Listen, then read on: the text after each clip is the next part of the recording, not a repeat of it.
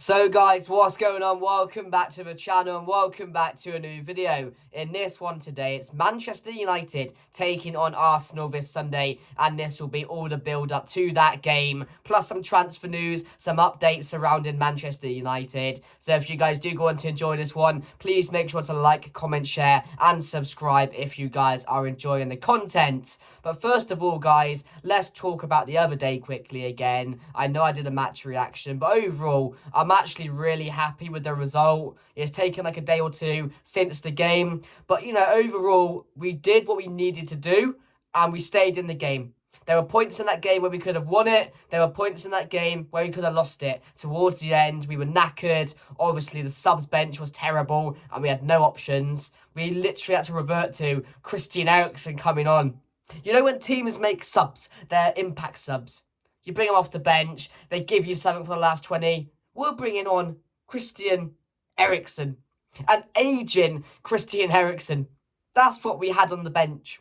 And we had Collier and Lindelof. And Collier, when he came on, he put himself about a bit. He looked really good when he came on. But we were bare-boned. We were bare-boned on the bench. So to stay in that game, Onana made some key saves. And overall, like I mentioned, we did what I said I wanted them to do, and that was go to Spain and get a result. I didn't see the game planning out how it actually did, with Manchester United being the better team. And yes, I'm still angry. A bit angry, I would say, because we didn't win the game when we had the chances there, when it wasn't really expected. But again, I can't complain because I said before, I'll take a draw, a 0-0, a 1-1, something like that, take it back to Old Trafford, and next week's game just becomes absolutely massive now. There hasn't been a big game like this under the lights in the European competitions for a very, very long time, when you actually feel like there's so much on the line, because this could either make or break our season. We win the game next Thursday, we have something to look forward to. Spurs are 1-0 down, so they could potentially go out. And you got a few teams in there like Lazio, Roma, who will give us a great game. They really will. They're challengers. But if Manchester United can get through Sociedad, I will have a bit of confidence in me. We can potentially make the final in Bilbao, and we have to this season. We absolutely have to, because if we can't, then the whole season was just a waste of time, wasn't it, really? But yeah, at the end of the day, it was a good result, and we had to look forward to next Thursday. But I just wanted to read out a bit of transfer news for you guys surrounding Kobbie Mainoo. And this was from Alex Crook from TalkSport today. Kobbie Mainoo is at a standstill with Manchester United over a new contract. Mainoo is keen to stay at United, which is really good news, obviously. We need to keep a player the calibre of Kobbie Mainoo. He's a Red. He's a future Manchester United. We need to try and keep him. But wants a salary that recognises his value to the team. He is demanding a wage in the region of £150,000 a week. And don't get me wrong. Great player. Absolutely great player. Carried us at points last season. And he's been one of our better players overall. But I don't think it's fair that anybody in this Manchester United team right now is asking for £150,000 a week. That's a joke in my eyes, and I think it surely has to be fake. But Alex Crook and TalkSport, they do get things right. They're not like the worst journalist out there. So to see that, I'm just hoping Kobbie Mainoo doesn't want that, because it's a joke. I understand there's a lot of potential around Kobbie Mainoo. Again, very good player, as I mentioned. The future is so bright. He's a wonderful player to watch. And again, he does deserve a lot of money compared to what the others are performing like at the moment in this Manchester United team. I 100% get that. But come on, mate. You are asking for a bit too much there. I know we got crap around you. The players are nowhere near your level at the moment, you could say. There's only a few, which I can mention, which, have improved or have some improvement in them in the future. There's only a few I can see in that team. I won't name them now because we'll do that for another video maybe. But, to want £150,000 a week. I don't know about that. That's put me off a bit. Hopefully he doesn't. I get that he's keen to stay. That's really, really good. And of course, this is all part of negotiations. That's the whole way it goes. And every player has their right. Has their right in them to ask for however much they want. They're not going to get it, but they have their right to ask for however much they want. It's not going to happen. He will not get £150,000 a week. He will not get that. Simple. Because in the arse, they've stated they want to change things. They don't want to give players high salaries anymore. They don't want to pay ridiculous amounts for players anymore. They've said that from the very start. So if they now turn around and go and give this guy £150,000 a week, they're a joke. They're a joke already for the majority of things they've done. And I'm not liking what I'm seeing from Ineos right now. But they can't go back on their word. They simply cannot go back on their word with this. So yeah, that was just a bit of transfer news I wanted to read out for you guys. And I also saw something earlier. I just wanted to bring it up quickly. And it was a tweet from someone. I got a lot of interactions about how Ruben Amorim has not improved any players and whether he's in trouble. And I just want to say, that is completely bullshit because Ruben Amorim has improved 5 or 6 of these players. I can tell you that right now. Since he joined, De Ligt has become so much better. Bruno Fernandes, you could say, has improved as well. Because, yes, of course, Bruno Fernandes, his whole time he's been at Manchester United, he has been one of our star players. But you can see there's improvement there. You can definitely see there's improvement. Lenny Yoro is getting better game by game. He's improved Amad Diallo massively. When he was in the shit, Ten Hag dropped him, confidence would have been low. He put that back up, and he's thriving. I know he's injured right now, but he's thriving. Kobbie Mainoo again. We don't know how well he can do under Amorim yet. He's not got that run, which we need him to get on at the moment because of injury, of course. But, you know, he's improved Joshua Zirkzee. He's getting better game by game. He's improved, what's the player? Who was it? Who was I about to say? He's improved, he's improving Garnacho's decision making. You can see that with the pass last night. So there are players he is improving.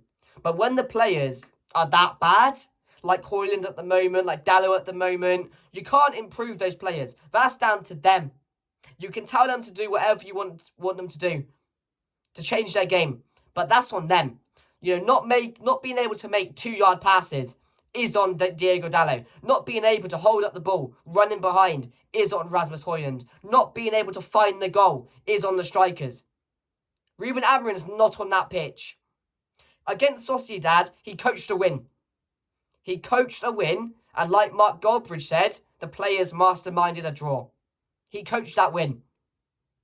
Sociedad weren't in that game, and that was down to how Ruben Amorim set up that team. He coached a win there. We had the chances, like I mentioned, 6 or 7 shots on target. We had that in the game.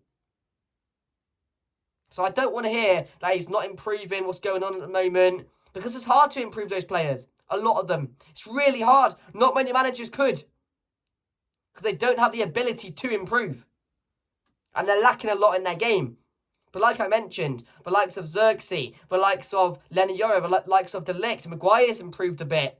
These are all under Amorim. Toby Collier's getting better and better under Amorim. Like, you can't say he's not improved any of these players. A lot of them look shit, but that's not down to Amorim. That's just how it's been for a very, very long time now. So I just wanted to say that. But now let's look forward to the game on Sunday. And do you know what? I could not care less about it. I know it's Arsenal. I know it's a big game, 4:30 kickoff, but no one's got anything to play for. Arsenal, shockingly, are out of the title race. Nothing to play for. Second place FC. And Manchester United are, 14th, 15th, something like that. So normally this game, I'm so hyped for it. I so want to beat Arsenal. But at the moment, I couldn't care less. I couldn't care less. This is a stumbling block into Thursday's game. This is where, on Sunday, you kind of mix things up a bit, rest a few players, avoid the injuries.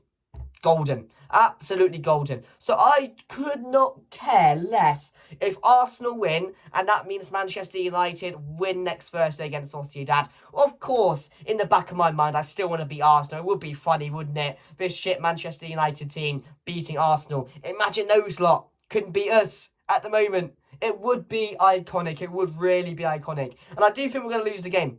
I do think we'll lose the game 2-1, 3-1, something like that. Because I'm not confident going into it. And I'm not really fussed about the league anymore. Yes, I want to go up positions, get as high as we can. But what's the point?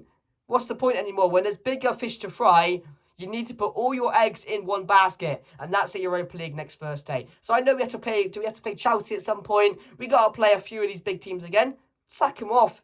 I couldn't care less. You beat us. Who cares? What do you have to flex? What do you have to flex? You beat Manchester United. Well done, mate. Well, shit.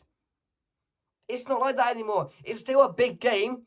Old Trafford, Manchester United versus Arsenal. It's still massive around the world. But at the moment, going into Sunday's game, it's a pointless game. Because either team will not benefit from it. What bragging rights is there going to be? Oh, we beat Arsenal and bottle it every single year. It'll be even funnier for us if we beat them. They'll win and they'll try and rub it in. Who cares? Who cares? But I will put my team, I will read out my team for you guys. So I have gone Andre Nana in goal. The back five, I have gone Mazraoui, De Ligt, Lenny Yoro, Dorgu, and Dallo. I'd keep the back five how it is. I don't think you can make many changes. Maybe if Victor Lindelof does come into the side, I could see that happening. Maybe resting De Ligt, which is a real possibility. But it's against Arsenal, and you have to take that into consideration that Ruben Amorim is still going to try and go strong to not get as embarrassed as it probably could be. In a way, if we go like really weak, I mean. So that's my defence. In the midfield, I have gone with Casemiro and Ugarte.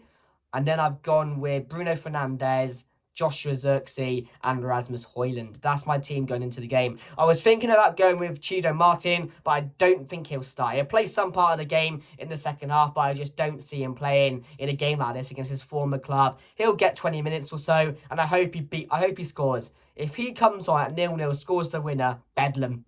Absolute bedlam. That will be so funny. So funny if that ends up happening. But, you know, it's sad, isn't it? It's sad that there's nothing to play for and it's not as big as it should be because it's an iconic fixture. It's a massive fixture overall, but it just does not hit the same anymore because of how bad these teams are. More on Manchester United's side because Arsenal, even though it's funny that they get battered in the Premier League by City or Liverpool every single time to the title, it's funny. It really is how they have no confidence behind themselves when they get to the higher stage and later dates in the season and they just crumble. It's so funny to watch. But, you know, beat PSV 7-1. It's the worst time to be playing them, isn't it?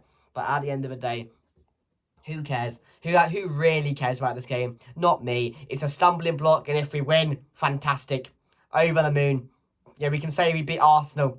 They lost to this Manchester United side. That would be funny. But at the end of the day, it's a game in the way of next Thursday. So I'm going to go 2-1 Arsenal. I'm not confident going into the game. If we can grab a result, a 1-0, I can see it happening. Maybe a 2-1 to United. You don't know. You know, we don't score goals, and that's our main problem. We're toothless in front of the net.